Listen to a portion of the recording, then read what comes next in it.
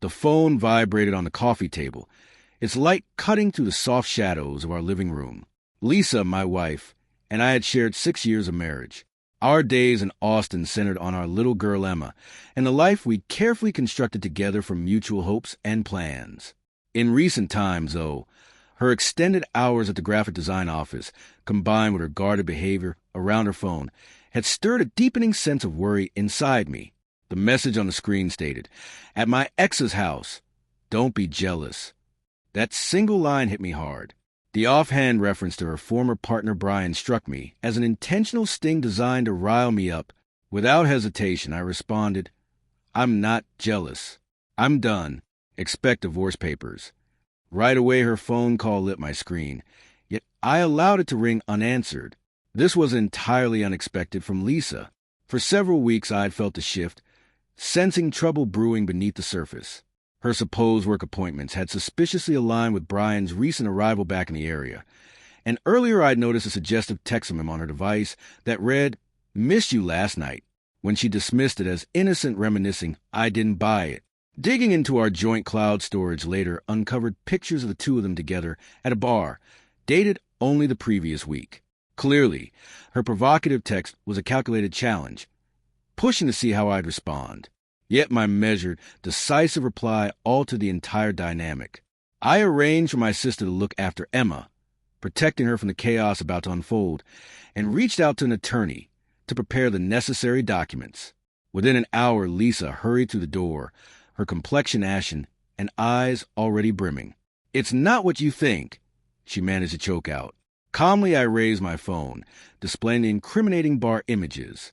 "You're over at Brian's place instructing me not to feel jealous," I stated evenly. "You've gone too far." At that moment, her legs buckled, and heavy sobs poured from her as the truth sank in that I meant every word. All the messages and snapshots she believed were concealed now laid bare her infidelity. That short reply of mine carried far more than mere words.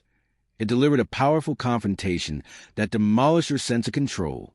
Desperately, she attempted to justify it, insisting Brian was merely a platonic connection, and the visit was just a reminisce. However, the cloud files exposed additional layers.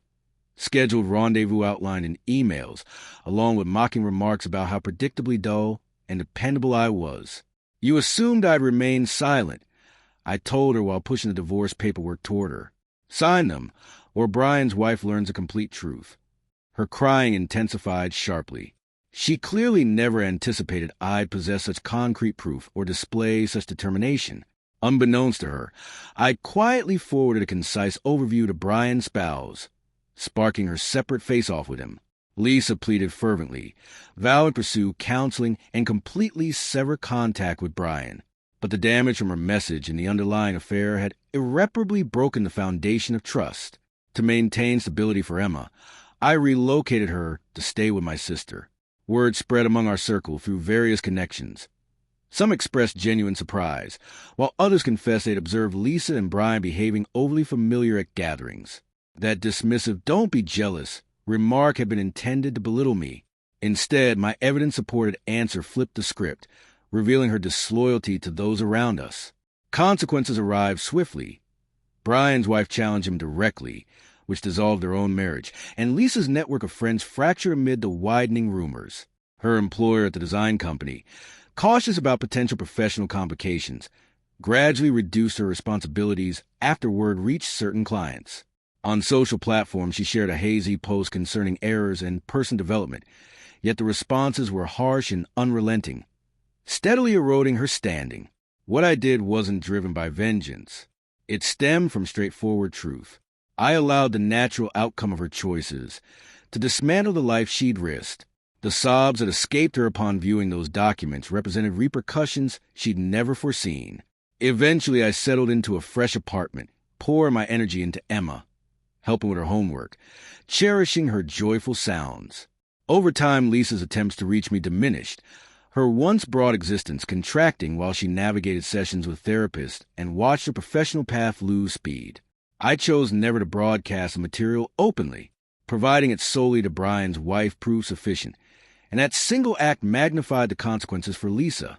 The very message crafted to unsettle me transformed into the pivotal instant she could no longer avoid accountability. Emma remains my steady center. Her giggles keep me steady while I reconstruct my days, renewing my passion for trail walks and peaceful sunrises. Several months on, recovery has made me more resilient, both for my daughter and for my own sake. Lisa's decision to go to Brian's residence and send that mocking note stemmed from her own actions. My straightforward, resolute answer guaranteed. She confronted the price. Her emotional collapse, intense and pleading, arrived as an unforeseen judgment. Today I'm shaping a path where honesty and reliability hold real weight, stepping away and allowing Lisa to confront the wreckage of her choices. That original text will linger with her as a permanent reminder. I continue onward, released from her manipulations, fully aware that her effort to brush me aside ultimately forfeited our family unit.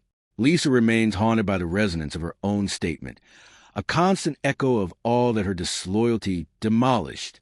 That particular text, "Don't be jealous," marked her critical error, and my answer reshaped the entire situation, confirming that her tears signaled our definitive conclusion. She wrongly assumed she could provoke me while preserving her hidden activities. My evidence-backed reply turned into her moment of truth. I'm creating a life where Emma and I thrive together.